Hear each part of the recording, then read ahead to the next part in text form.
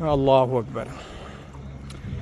ये एक बहुत ही ऊंचाई के ऊपर पुल है, काफ़ी लोग मौजूद हैं। मलेशिया के इलाका है, उससे एक जजीरा नुमा है और इस जगह के ऊपर मौजूद हैं। ये ज़्यादातर जो यहाँ लोग हैं वो फॉरेनर हैं और मलेशिया के लोग भी हैं। काफ़ी मुश्किल से यहाँ आना पड़ता है, कोई आना इधर इतना आसान नहीं है। तो अगर इसके मैं आपको गहराई दिखाऊं, बिलीव मी थोड़ा थोड़ा डर लग रहा है, तो मैं ठहर कर दिखाता हूँ। अल्लाह अकबर, शायद कैमरा गहराई को कैच ना कर सके, इतनी गहराई है।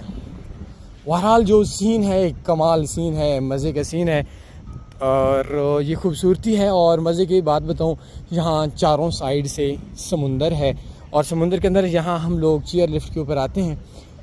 और लेट मी चेक, एक मज़े की चीज़ हम लोग दिखाते हैं।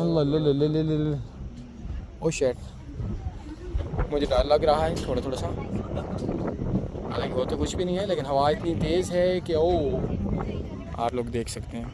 फिर एक इंतहाई मज़े का पुल दिखाता चलूँगा आप लोगों को, जो इस वक्त मेरे साथ मौजूद हैं, मुझे सुन रहे हैं। अल्लाह अकबर।